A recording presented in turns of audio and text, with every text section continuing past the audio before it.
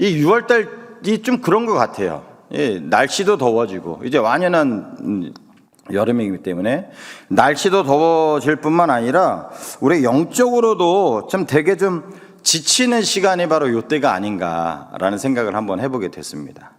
이제 6월 21일이고 다음 주가 6월 마지막 주고 또 그 다음 주면은 또 이제 7월 달이 시작되잖아요. 그래서 이 말씀을 좀 준비하면서 이 한 해의 반환점이 된 이때에 다시 한번 우리가 좀 힘을 내면 좋겠다. 지나간 것은 뒤로 하고 이제 새로운 이제 하반기를 시작하면서 다시 한번 우리가 또 1월 1일 날 또 새해를 맞이했을 때는 열정과 또 기대와 또 하나님을 향한 열심으로 다시 한번 새로운 마음으로 시작했으면 좋겠다라는 생각을 하면서 말씀을 좀 준비했습니다. 왜냐하면 저의 모습을 봐도 좀 되게 게을러진 것 같아요. 그래서 저만 이런 고민을 할까? 또 이렇게 고민하시는 분이 없을까라는 그런 마음으로 오늘 말씀을 같이 좀 준비하게 됐습니다. 그래서 같이 한번 하나님의 은혜를 좀 나눴으면 좋겠어요. 왜 이 6월 달에 왜 영적인 침체, 어떻게 보면 좀 약간 좀 다운되는 그런 시기가 올 수밖에 없냐면 우리가 새해를 다르게 시작했잖아요. 그래서 뭔가 좀 열매가 있어야 되는데 열매가 안 보이거든요. 그렇다고 해서 올해 우리가 기도 생활 제대로 안 한 것도 아니고 봉사 제대로 안 한 것도 아니고 그럼 뭔가 좀 열매가 있어야 되는데 열매가 있기보다는 그냥 지치는 나의 모습을 발견하지 않습니까? 그래서 어떻게 보면 이때는 좀 육체적으로도 힘들 뿐만 아니라 또 영적으로도 낙심과 또 회의감이라는 것들을 우리 안에 좀 들어오는 때가 아닌가라는 생각을 한번 해보게 됩니다. 우리가 아마 지난 상반기를 한번 좀 생각해 보세요. 우리가 1월부터 6월까지 생각해 볼 때 우리가 뭐 열심히 산 게 아니거든요. 열심히 안 산 게 아니거든요. 내 나름대로 내가 주어진 상황에서 환경에서 열심히 살았단 말이에요. 그런데 달라지는 게 별로 없잖아요. 그러다 보면 어떤 마음이 듭니까? 야, 내가 이렇게 열심히 해봤자 소용이 없구나. 하나님께 기도해도 변하는 거 하나 없고, 뭐 기도해도 아무런 일도 안 일어나고, 내가 열심히 교회 봉사를 해도 뭔가 달라지는 것도 없고, 시간이 가면 갈수록 하나님을 향한 열정과 뜨거움이 막 내 마음에 막 날마다 샘솟아서 예배드릴 때마다 막 감격의 은혜의 눈물을 흘리고 막 그러면 좋은데, 여러분 예배 드릴 때마다 감격의 은혜의 눈물이 나오나요? 그 말씀 같고 들어도 그와 같고 제가 요즘에 좀 깨닫는 게 뭐냐면 아는 것과 행하는 것이 괴리감이 엄청 크다라는 것을 요즘 발견하는 것 같아요.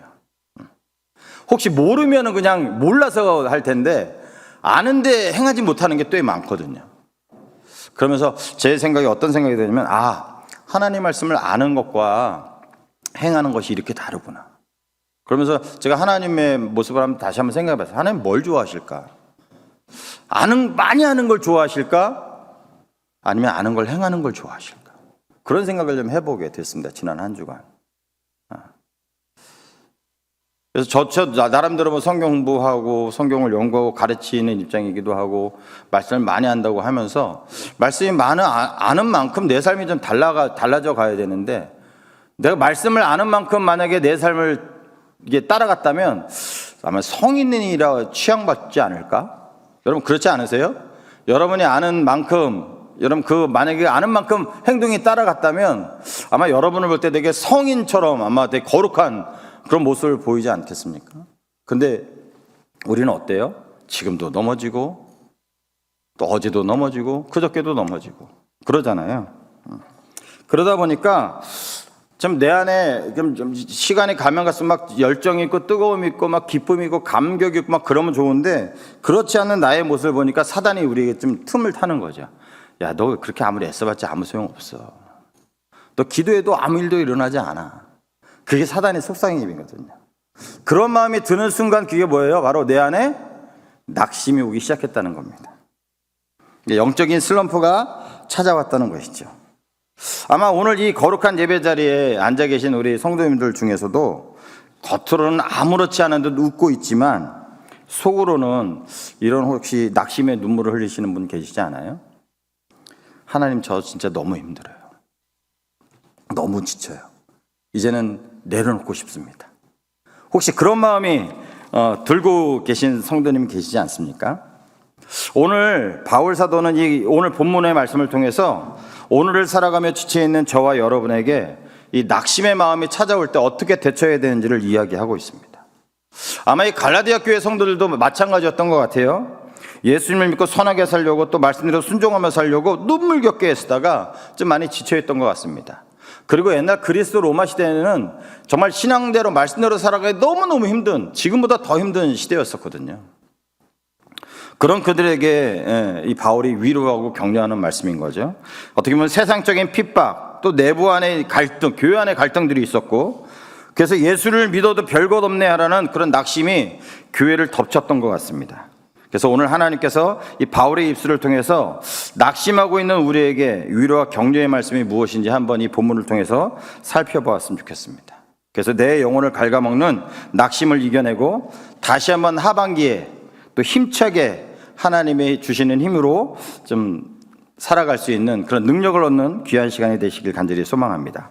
오늘 7절과 8절에 보면 바울 사도는 우리가 인생을 살아가면서 절대 비껴갈 수 없고 또 절대 속일 수 없는 아주 영적인 법칙을 하나를 이야기하죠. 그것이 무엇입니까? 우리 7절과 8절 같이 한번 좀 읽어볼까요?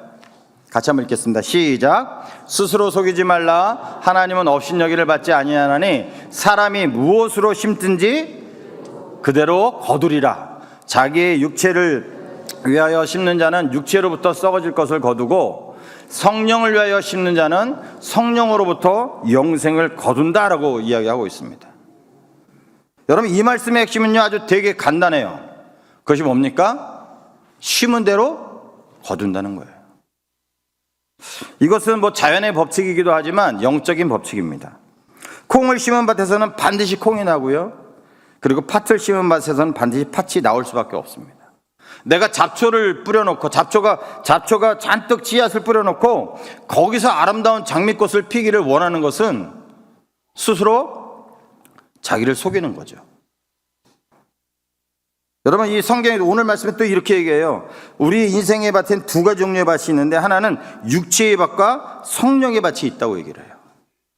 여러분, 우리는 날마다 씨앗을 심는 농부입니다. 그래서 우리가 날마다 눈을 떠서 잠들 때까지 무엇인가 끊임없이 심으며 살아가는 영적인 농부와 같거든요. 그래서 우리가 날마다 무심코 내뱉는 말 한마디, 하루 동안 스마트폰이나 컴퓨터를 보면서 시간을 사용하는 모습, 또 나의 물질을 지출하는 우선순위나 또 아무도 모르게 내 마음속에 품는 생각들이 다 하나하나 씨앗이라는 거예요. 그것을 씨앗을 심는 대로 열매가 거두게 되어 있다는 것입니다. 반대로 우리 앞에 하나님이 뜻을 구하고 내 곁에 이웃을 사랑하고 말씀에 순종하기에 몸부림치고 있다면 그것은 성령의 밭에 씨앗을 심고 있는 것이죠. 여러분, 상반기 동안 도대체 무엇을 심으셨나요? 내 눈앞의 이익, 육신의 정욕, 세상의 자랑, 안목의 정욕을 위해서 혹시 살아가고 있지는 않았나요? 우리는 흔히 내 영적인 삶이나 육적인 삶이 힘들어지면 이런 얘기를 합니다. 하나님, 왜 내 인생에는 아름다운 열매가 없을까요? 다른 사람을 보면 되게 행복한 것 같고 신앙생활 열심히 해서 평안한 것 같고 하나님의 신 축복을 마음껏 누리는 것 같은데 왜 우리 가정만 유독 평안도 없고 기쁨도 없고 즐거움도 없고 시간이 가면 갈수록 왜 힘들어지기만 할까요? 이렇게 혹시 하나님을 원망하거나 불평하지 않습니까? 오늘 그런 우리들에게 하나님은 이렇게 질문을 하고 있습니다. 사랑하는 아들아, 내 딸아, 지난 상반기 동안 내 인생의 밭에 무엇을 심었느냐? 열매를 달라고 외치기 전에 내가 뿌린 씨앗이 무엇인지 정직하게 돌아보기 원한다. 여러분, 우리가 무엇을 심느냐에 따라서 심은 대로 거둘 수밖에 없어요. 성경에 보면 어느 밭에 무엇을 심느냐의 선택에 따라서 완전히 상반된 인상의 결과를 남기는 사람들이 많이 있죠. 대표적인 사람이 아간인 것 같아요. 여러분, 아간 아시죠? 이스라엘 백성이 하나님의 놀라운 은혜로 여리고성을 무너뜨렸습니다. 그래서 가나안 땅을 정복하는 첫 번째 성이었기 때문에, 첫 열매였기 때문에 하나님께서 뭐라고 말씀하세요? 그 안에 있는 모든 전리품을 다 하나님께 바치라고 얘기했어요. 그래서 하나님 말씀대로 정말 기적적으로 정말 아무것도 안 했는데, 하나님 말씀에 순종했는데 그 견고했던 여리고성이 무너져 버렸습니다. 그게 점령을 했어요. 그런데 이 아간이라는 사람은 유다 지파 사람이었죠. 유다 지파의 아간이라는 사람은 전쟁 중에 끝나고 나서 시날산의 아름다운 외투와 한 벌, 은 200세겔, 50세겔의 금덩이를 하나 보고 어떻게 해요? 눈이 멀어버렸습니다. 그리고 다른 사람 모르게 어떻게 해요? 땅속 깊이 숨겼어요. 그리고 아마 이렇게 얘기했을 것 같습니다. 야, 이렇게 수많은 전리품 중에, 수많은 사람 중에 내가 이렇게 하는 것 아무도 보지 못했겠지. 아, 이 수많은 전리품 중에 이 정도쯤이야. 그 수많은 전리품이 아주 하찮은 것 아니겠습니까? 이거 숨겨도 아마 티도 안 났을 거야. 아마 아가는 그런 마음으로 아마 숨겼겠죠. 바로 자기의 인생의 밭에 탐욕과 거짓 불순종의 씨앗을 심어버린 거죠. 근데 이 하나의 육체의 씨앗이 어떤 결과를 맺습니까? 그 다음 아이성 전투에서 처참한 패배로 몰아가고 수많은 군사들이 목숨을 잃게 되는, 3,000명이나 되는 군사들이 목숨을 잃게 되는 일들이 일어나지 않습니까? 결국 그가 훔친 물건, 죄는 낱낱이 하나님 앞에 밝혀지고, 그와 그의 사랑하는 가족들, 그리고 그가 훔친 모든 물건은 아굴 골짜기에서 돌에 맞아 불타버리는 썩어진 파멸을 거두게 되는 결과를 얻게 되죠. 근데 이와는 반대로 좀 하나님의 복을 얻은 사람이 있어요. 오베데돔이라는 사람입니다. 성경에는 되게 많이 등장하지 않아요. 이 오베데돔이 누굽니까? 블레셋 경계에 살던 이 가드 사람인데, 이 다윗이 하나님의 법궤를 예루살렘에 옮겨가다가 우사라는 사람이 만지는 바람에 죽잖아요. 그래서 다윗도 두려웠습니다. 그 하나님의 법궤가 예루살렘에 오는 걸. 왜요? 사람이 죽으니까. 아마 모든 사람들이 두려워했을 것 같아요. 그런데 성경은 명확하게 나오지 않습니다만, 오베데돔이 자원을 했든 어떻게 됐든 이 법궤가 오베데돔 집에 3달 동안 머물게 됩니다. 근데 3달 동안에 머물었던 그 과정 가운데 어떠한 일이 벌어집니까? 하나님의 법궤가, 그 법궤 때문에 우사라는 사람도 죽고 수많은 사람들이 죽을까 봐 두려워했던 그 법궤가 오베데돔의 집에 있다 보니까, 이 성경 사무엘하 6장 11절에 보면 이렇게 얘기해요. 여호와의 궤가 가드 사람 오베데돔의 집에 3달을 있었는데 여호와께서 오베데돔과 그의 온 집에 복을 주셨다. 짧은 3개월 동안 아마 법궤가 있어서 어떻게 섬겼는지 성경은 명확하게 나오지 않으니까, 순종과 경외의 씨앗을 3개월 동안 심었더니 하나님께서 어떻게 해요? 온 가족과 그의 소유가 복을 받는 풍성한 영적 열매를 거두게 되죠. 여러분, 이 6월 중간에 우리는 상반기의 삶의 자리를 한번 나의 모습을 돌아보는 시간 되었으면 좋겠습니다. 그래서 우리가 지난 5개월, 6개월 동안 내 인생이라는 밭에 과연 무엇을 열심히 심어왔는지, 혹시 아간처럼 세상 사람들이 좋아하는 것, 내 육신의 안락함과 정욕, 안일함, 그리고 남을 향한 시기와 질투, 원망과 불평의 씨앗을 나도 모르게 매일 밭에 뿌리고 있지는 않았나요? 그래놓고 나의 삶에 오베데돔 같은 축복 같은 거룩하고 하나님의 그 풍성한 성령의 열매가 맺히기를 바라고 있지 않으셨나요? 그렇다면 그것은 바울 사도의 말대로 스스로 속이는 부끄러운 행동이라는 것이에요. 여러분, 오늘 이 시간 성령님의 도우심으로 우리가 심는 밭을 완전히 바꾸시는 시간 되었으면 좋겠습니다. 이건 저에게도 하는 말입니다.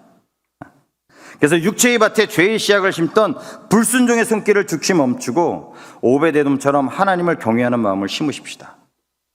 불평 대신 감사의 말 한마디를 심고 내 기분 대신 예배의 자리를 끝까지 지키는 순종을 심으십시다. 우리가 육체의 정욕을 십자가에 못 박고 성령을 위해 심기 시작한다면 거칠고 황폐했던 우리의 인생이 이젠 토양이 바뀌고 하나님이 기뻐하시는 거룩하고 영광스러운 인생으로 변화될 것으로 믿습니다. 이제 우리의 모습이 그랬다면, 육체의 것을 심었다면 이제 우리가 정말 성령의 것을, 성령의 씨앗을, 영원한 것을, 썩지 않는 영원한 것을 심는 우리가 되었으면 좋겠어요. 그래서 우리가 이런 결심을 하고 이제 교회에 나갔을 때 이렇게 행해요. 그런데 어떻게 해요? 이게 이런 마음을 푼다고 금방 변하면 좋은데 금방 변하지가 않거든요. 여러분, 주일날 은혜를 받고 이제 그렇게 살기로 결심하고 교회를 나가서 가정에 돌아갔어요. 그래서 이제 월요일부터 내가 열심히 살겠다고, 내가 속썩이는 자녀를 위해서, 내가 속썩이는 남편과 아내를 위해서 눈물로 기도하겠다고 기도하면 어떻게 됩니까? 변화가 바로 일어나나요? 변화가 바로 일어나면 좋겠어요. 내가 기도하면 하나님이 즉각 응답해가지고, 내가 자녀를 위해 기도하면 다음날 자녀의 모습이 180도 변해가지고 그랬으면 좋겠습니다. 내가 남편을 위해 기도하면 그 다음날 하나님 180도 변하게 하셔서 정말 그런 모습을 봤으면 좋겠습니다. 근데요, 현실은 그렇지 않거든요. 여러분, 기도해도 아무것도 변화되지 않는, 아무런 일도 일어나지 않는, 오히려 더 어떻게 해요? 어제와 똑같고 캄캄할 때가 더 많다는 거예요. 씨앗을 열심히 눈물로 심었는데도 불구하고 내 눈앞에는 여전히 뭐예요? 캄캄한 밖에 없다는 것이죠. 이때 우리가 심각한 영적 위기가 오는 거죠. 그래서 사단이 우리에게 속삭이잖아요. 뭐라고 속삭입니까? 거봐, 너만 바보라니까. 네가 아무리 기도해도 아무런 일도 안 일어나. 그렇게 우리를 속삭인다는 것이죠. 그렇게 되면 어떻게 돼요? 낙심하면 이제 그 얘기에 속아서 어떻게 해요? 이제 영적인 침체에 빠지게 되는 것이죠. 바울 사도는 우리가 좋은 씨앗을 심은 뒤에 반드시 겪게 되는 이 위기의 순간, 이 지루하고 답답한 기다림의 시간에 대해 두 번째로 우리에게 엄히 권면하고 있습니다. 그게 본문 9절의 말씀이에요. 본문 9절 같이 한번 좀 읽어볼까요? 시작. 우리가 선을 행하되 낙심하지 말지니 포기하지 아니하면 때가 이름에 거두리라. 여러분, 바울이 왜 굳이 선을 행하는 하나님의 백성들에게 낙심하지 말라고 했을까요? 포기하지 말라고 했을까요? 왜냐하면 우리가 믿음으로 올바르게 살고 선을 행하는데도 당장 눈앞에 어떻게 해요? 아무런 변화가 일어나지 않는다는 거예요. 오히려 상황이 더 나빠지는 것처럼 보일 때가 더 많죠. 여러분, 지혜로운 농부는요, 봄에 씨를 뿌려놓고 그 다음날 가서 밭을 열매가 없으면, 야, 왜 아직도 싹이 안 나? 여기 밭은 아닌가 봐 하고 심은 씨앗을 어떻게 해요? 파내지 않아요. 그 파내게 되면 어떤 일이 벌어지죠? 그의 농사는 망치는 겁니다. 오히려 씨앗이 땅속이라는 이 어둡고 차가운 환경 속에서 어떻게 해요? 썩어지는 아픔을 견디고 깊은 뿌리를 내리고, 그리고 때로는 봄바람과 비바람을 맞으며 자라나는 시간의 간격이 필요하다는 것이죠. 여러분, 우리의 씨앗도 마찬가지예요. 우리가 기도의 씨앗, 헌신의 씨앗을 심어도 내 삶과 가정에는 아무런 변화가 없는 것처럼 보일 때가 많아요. 그런데요, 그 변화가 없는 게 변화가 없는 게 아니라는 것이죠. 그 고통, 기다림의 그 긴 시간을 터널을 지났을 때 하나님의 때가 되면 어떻게 돼요? 열매를 거두게 되는 기쁨을 맛보게 된다는 거예요. 여러분, 성경에 그런 어떤 기간을 믿음으로 이겨나갔을 때 열매를 거둔 사람이 많은 나옵니다. 특별히 야곱을 우리가 좀 볼 수 있어요. 야곱이 삼촌 라반에게 가서 20년을 봉사했거든요. 여러분, 20년이 작은 기간이 아니잖아요. 그리고 우리가 성경의 나이를 따져보면 우리는 야곱이 되게 어릴 때 간 것처럼 보이지만 성경을 나이를 따지면 한 70살 때 갔거든요. 돌아온 게 91살이니까. 그러니까 91세에 돌아왔으니까 70세에 갔잖아요. 70살 때 20년을 라반 밑에서 수고한 겁니다. 근데 이 라반이 어떤 사람이었어요? 야곱보다 더한 사람 아닙니까? 아주 스크루지 같은 욕심쟁이 아닙니까? 그래서 자기의 사이를 마음껏 부려먹으면서 어떻게 해요? 품삯을 자기 마음대로 무려 10번이나 바꿨다고 얘기해요. 그러니까 밤에는 춥고 낮에는 더운 그 고생하면서 맨날 열매는 삼촌으로부터 오는 배신감, 그런 것밖에 없었거든요. 여러분이 만약 그런 상황이라면 어떤 마음이 들까요? 야, 내가 왜 여기 와서 이런 고생하지? 물론 라헬을 얻기 위해서 뭐 기쁨으로 했다고 성경은 얘기하지만 매번 기뻤겠습니까? 아유, 내가 왜 이 고생하지? 저기 집에 가면 우리 아버지 이삭이 있는데 돌아가야지. 그런 마음이 들지 않았겠어요? 그런데 성경은요, 이 야곱이 그 억울하고 긴 세월 속에서도 낙심하며 원망함으로 밭을 갈아엎지 않았다는 거예요. 포기하지 않았다는 거예요. 그는 묵묵히 하나님을 바라보면서 성실의 씨앗을 계속해서 심었습니다. 외삼촌이 자기를 계속 속인다 할지라도 하나님 앞에서 정직하고 성실하게 양떼를 돌봐왔어요. 그런데 결과는 어땠습니까? 20년이 지난 어느 날 마침내 하나님의 때가 이르니까 어떤 일이 벌어집니까? 튼튼하고 실한 것들은 다 야곱의 소유가 되는 거죠. 그래서 20년이 지나고 야곱이 어떻게 해요? 두 때나 거두는 되게 거부가 돼서 돌아왔다고 얘기를 합니다. 만약에 야곱이 중간에 포기했으면 어떻게 됐을까요? 이런 거부가 되는 하나님 뜻이 이루어지는 일이 없었겠죠. 그리고 또 우리가 잘 아는 욥입니다. 욥은 되게 의인이었어요. 또 하나님을 경외하는 사람이었습니다. 여러분, 하나님을 경외하고 의인이면 어떤 삶을 살아야 돼요? 평안한 삶을 살아야 돼요. 하나님의 복을 누리는 삶을 살아야 됩니다. 근데 요즘 어땠습니까? 원인도 몰랐어요. 강도 위에서 자기 자식들 다 죽고 재산 다 잃어버렸습니다. 오히려 온몸은 기아로 긁을 정도로 그 피부병에 걸려서 고생했다고요. 근데 자기의 사랑하는 아내는 뭐라고 얘기합니까? 하나님을 원망하라고 얘기하면서 떠나잖아요. 친구들은요, 야, 네가 죄를 졌으니까 이런 벌을 받지라고 다 조롱하지 않습니까? 아마 저 같았어도 아마 그런 상황이었으면 좀 하나님께 왜 이런 핍박을 내가 받아야 됩니까? 라고 이게 하나님께 원망하고 불평했을 것 같아요. 근데 욥은 어떻게 해요? 뭐라고 하면 욥기 1장 21절에 보면 이렇게 얘기해요. 내가 모태에서 알몸으로 나왔었은즉 또한 알몸이 그리로 돌아가올지라. 주신이도 여호와시오 거두니시도 여호와시오니 여호와 이름이 찬송을 받으실지라. 여러분, 이 고난 가운데 하나님 오히려 찬송합니다. 그 억울함 가운데 있어도 어떻게 해요? 끝내 믿음으로 그것을 지켰을 때 하나님의 때가 이르니까 어떻게 해요? 갑절의 복을 주시지 않습니까?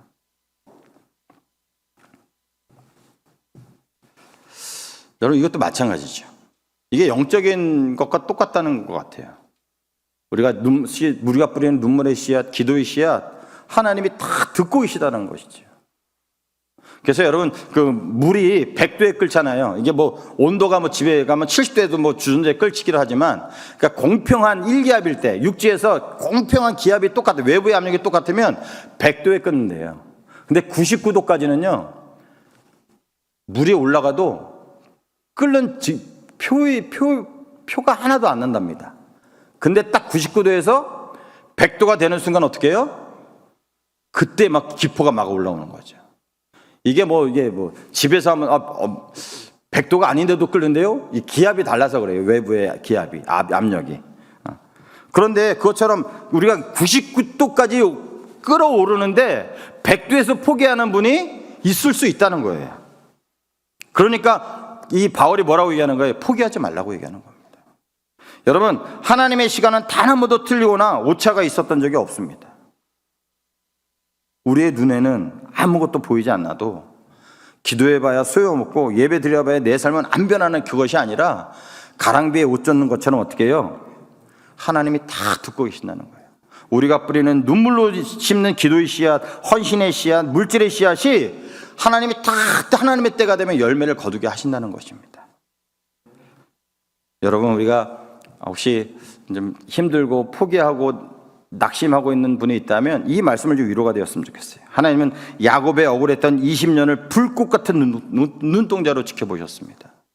그리고 욥이 외롭게 잿더미에서 울부짖던 그 고난을 다 헤아리고 계셨다는 거예요, 하나님이.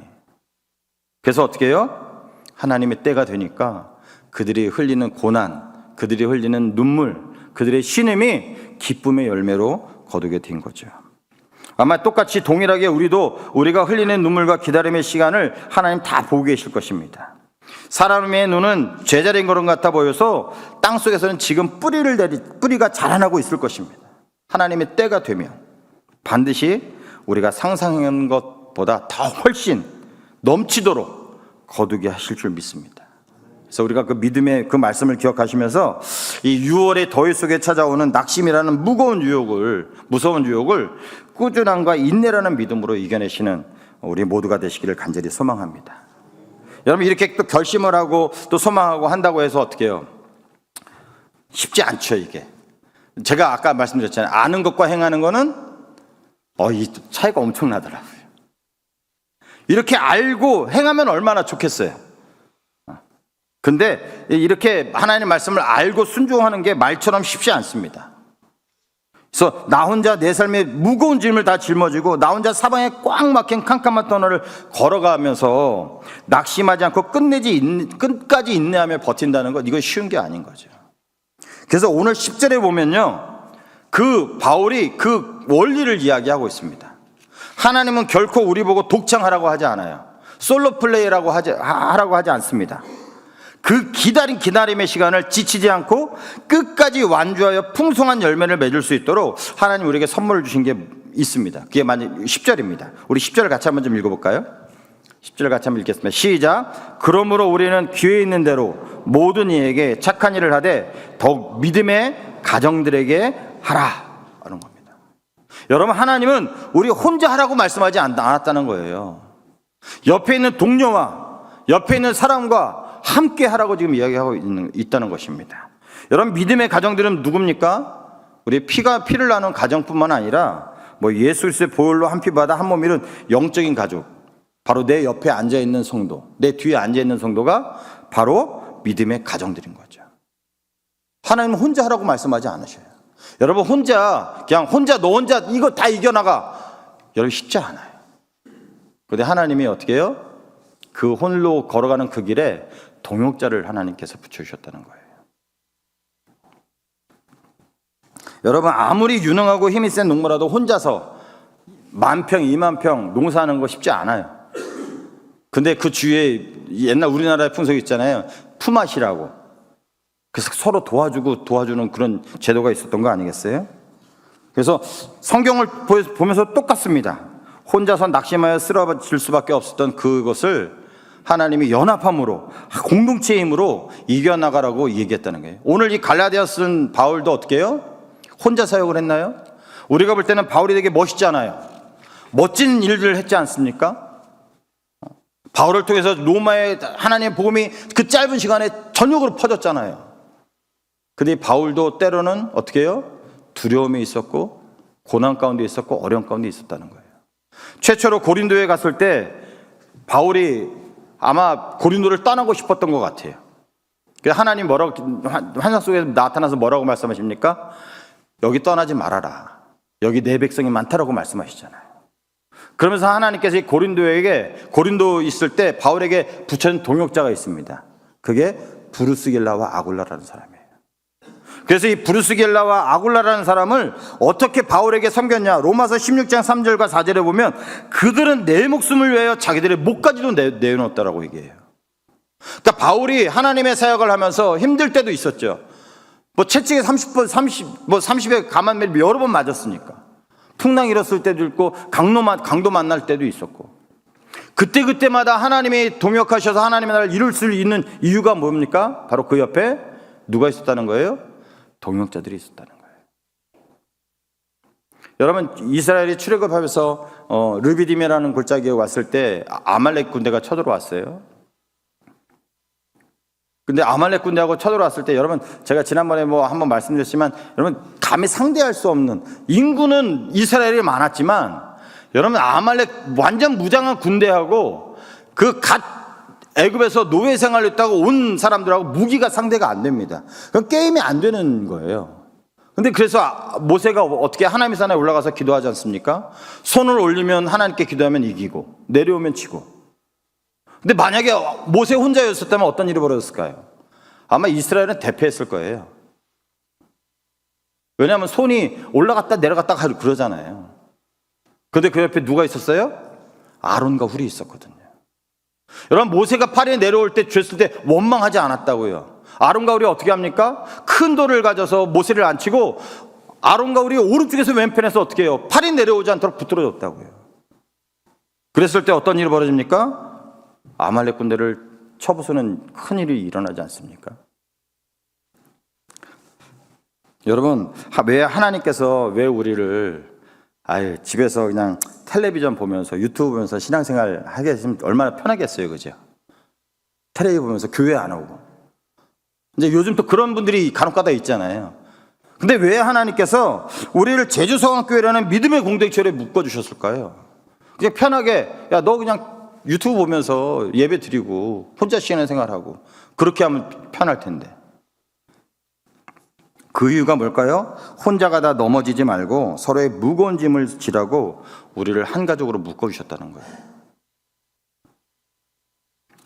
여러분, 영적 농사를 줄 때 혼자 외롭게 뿌리는 게 아닙니다. 내 옆에 지체가 지쳐 보이면 찾아가 격려의 따뜻한 말을 심어주기도 하고, 또 남몰래 눈물을 흘리는 성도를 발견하면 골방에 들어가 그를 위해서 기도하는, 바로 기도의 씨앗을 대신 심어주는 거죠. 이 6월의 영적 더위에 주저앉아 울고 있다면 다가 따뜻한 손을 잡아주시고 좀 힘내라고, 함께 기도하자고, 하나님이 함께 하신다고 좀 격려하고 위로하는 우리가 되었으면 좋겠습니다.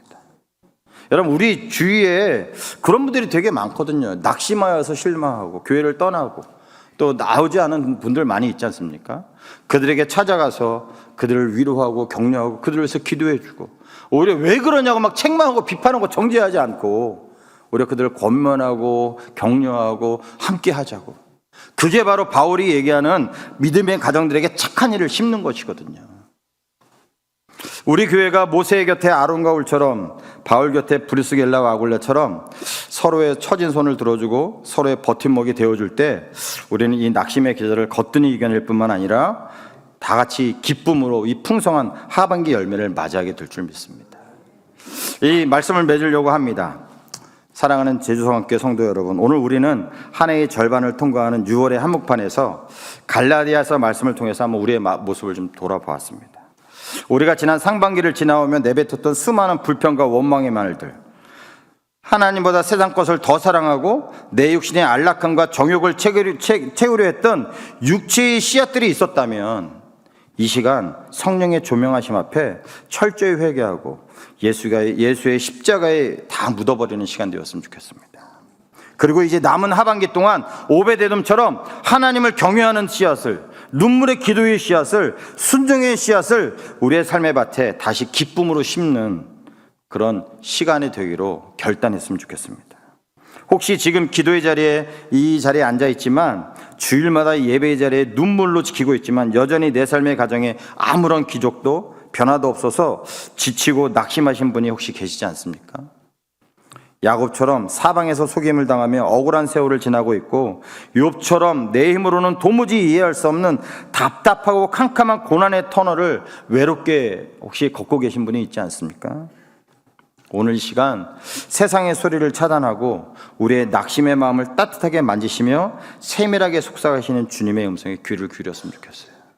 하나님 뭐라고 말씀하실까요? 사랑하는 내 아들아, 내 딸아, 절대 낙심하지 마. 내가 골방에서 눈물로 심은 그 기도 단 한마디도 땅에 떨어지지 않았어. 내가 다 듣고 있었고 내가 다 기억하고 있어. 조금만 더 버텨. 포기하지 않으면 내 때가 이르면 반드시 이루게 될 거야. 하나님 우리에게 말씀하고 계시지 않습니까? 세상의 귀를 닫고 하나님의 음성에 귀 기울이는 우리가 되었으면 좋겠어요. 여러분, 우리의 영적 농사는요 결코 실패함이 없습니다. 99도의 임계점이 되면, 100도가 임계점이 되면 반드시 물이 끓듯이 하나님의 때가 되면 하나님께서 아름다운 열매로, 축복의 열매로, 은혜의 열매로, 기쁨의 열매를 반드시 거두게 하실 것입니다. 그러니까 이 험한 세상 나 혼자 가다가 지쳐 쓰러지지 마시고 고개를 들어 내 옆에 있는 믿음의 지체들 바라보는 우리가 되었으면 좋겠어요. 저 사람이 힘들어할 때, 외로워할 때, 고통스러워할 때 내가 다가가서 그를 위해서 기도해주고 격려해주고 손잡아주고, 그렇게 믿음의 가족처럼 내 가족처럼 우리가 그렇게 서로 사랑하는 우리가 되었으면 좋겠습니다. 그래서 브루스겔라와 아울라처럼, 아론과 훌처럼 서로가 서로에게 든든한 동역자가 돼서 우리가 다시 한번 하반기에 맞으면서 다시 한번 힘을 내는 하나님의 영적인 열매를 거두는 우리가 되었으면 좋겠습니다. 날씨가 점점 더워질 것입니다. 그렇지만 더워지는 만큼 우리의 영성은 하늘 보좌로부터 내리는 성령의 단비를 맞아 날마다 더 푸르고 웅창해지기를 소망해 봅니다. 그래서 낙심이라는 영적 덩이를 꾸준히라 함이라는 믿음으로, 그리고 공동체의 아름다운 연합으로 넉넉하게 이기는 우리가 되었으면 좋겠습니다. 그래서 다가오는 하반기 끝자락에 하나님이 우리 삶과 가정과 우리 제주성악교회에 맺게 하시는 풍성하고 찬란한 영적 열매는 하나도 잃어버리지 않고 가득 거두는 여러분과 제가 되어지기를 간절히 소망합니다.